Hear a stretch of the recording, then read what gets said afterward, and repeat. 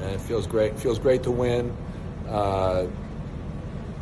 It was difficult for me once I realized I had the victory. Part of me hates to beat John Brzenk, but happy day. Thanks for all you guys do, Core Sports. Happy to be back in Dubai. I'm just going to glow in this victory for a while, and I'm sure I'll be back soon.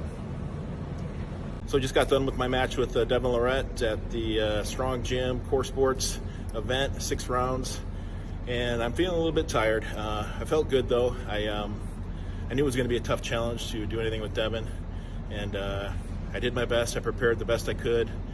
Just fell a little short. First round, felt like if I could have got a little bit of bow on my wrist, my arm strength was really good. I think I could have took him to the pad, but he kept my hand flat and outlasted me with that little King's move. And for anybody that's ever wrestled Devon Larratt, it's really difficult in a super match format because he's got such incredible endurance, and if he bleeds your forearm out, 90 seconds just isn't enough time to get the feeling back. But all in all, I'm super excited to be a part of this. I appreciate the fact that they had the confidence in me and thought highly enough of me to even have a match against Devon Larratt at this point in my comeback. But yeah, I think I'm close enough. I think I can come back in 6 months, a year, and give him a little bit better go. So appreciate everything. Well, you said before the match that if Devon pulled out the King's move, you knew you were doing something right.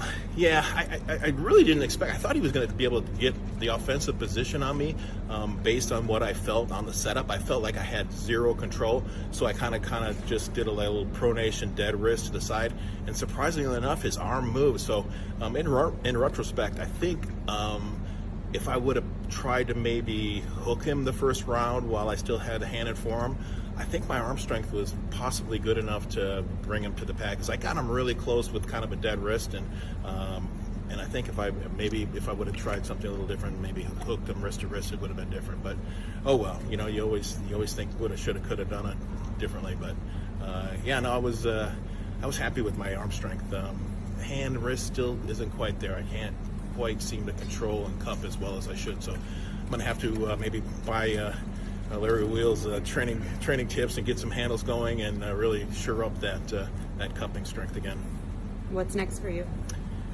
Right now, I'm going to have to start thinking about losing a bunch of weight. I gained all this weight, and I need to be about 220 to pull a very formidable Russian, Hajimir Zolov, in Turkey in probably 8 weeks. So rest, train a little bit, but the tough part's going to be the diet. I'm going to have to do some weight cutting. But after that, I'm going to Norway to pull Ingen Terzi in March, and then we'll reassess to decide whether or not I want to chase a couple of heavyweights again or stay in the middleweight, light heavyweight category.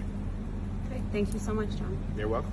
So see, I have a history. Whenever I talk shit, real or fake, I end up ironically never being able to back it up. So I've ended up being very humble, and I don't like to talk ill of anybody. And just to make it more exciting, we had some back and forth banter, but in the back of my head, I knew that I was stronger, and that is part of the issue. I was training so much to be stronger. I was putting that at such a high priority that I was neglecting actually being diverse on the table and developing more lanes than just one. And Brandon knows this. He knew this. He saw how I was training because I've revealed all of my training footage leading up to this match. So I gave him lots of information, and I even openly spoke about on my channel how endurance is an issue. My most recent video with Chance, I needed about 10 minutes between each pull before I can feel strong again and ready to pull them.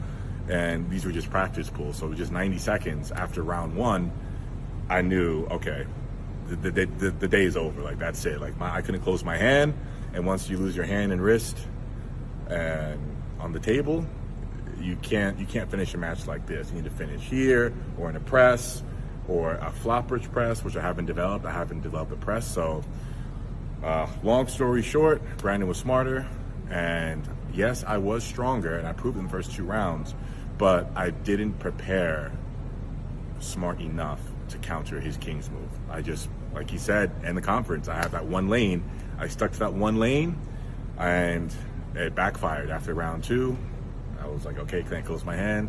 So let's go home. Let's call this now. But I tried to keep my spirit, tried a few new things. I tried top rolling, tried matching his King's move, but at the end of the day, I was way, way too pumped to fight back. I was gassed, super, super gassed. Anyways, for all who tuned in to this Core Sports Fast Person Record event, thank you so much.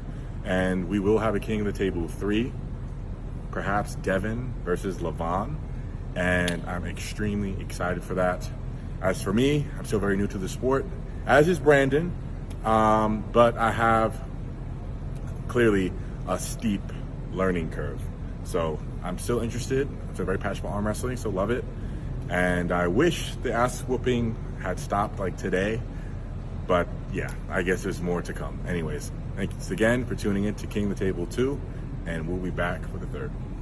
That went exactly as I thought it was going to go. Exactly as I told you it was going to go. 4-2. Larry was probably going to get me in the earlier rounds. He's definitely stronger than me. When his first initial surge, I was like, oh man, it might be a long day. But I also knew that his pinky fingers, I knew I was going to be able to get through him just the way he was hitting. I don't know that he got that first pin on the round. I should have contested it and reviewed. Maybe he did, maybe he didn't. You guys watching maybe saw better than me, but I didn't feel like he got me. But he got me. And then on the second round, I have a hip injury from when I got hit on my motorcycle 2 years ago, and my hip I have bursitis in my hip. The pocket kind of rolled, and it really hurt in the second round. That's all I was thinking about, and he kind of got the best of me because I was focused on that. Either way, he beat me second round. And I remember when I came in too, he hit real hard and opened me up.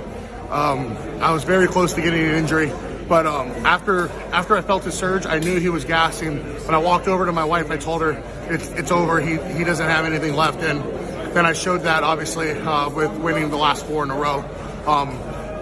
It was awesome. I was talking a lot of shit before the match. I dug myself a big hole. I knew I would be able to climb out of it. Larry's a gamer. He's a true competitor. I knew he was going to bring everything he had. I just knew that I was going to have more stamina than him, and that's what I showed.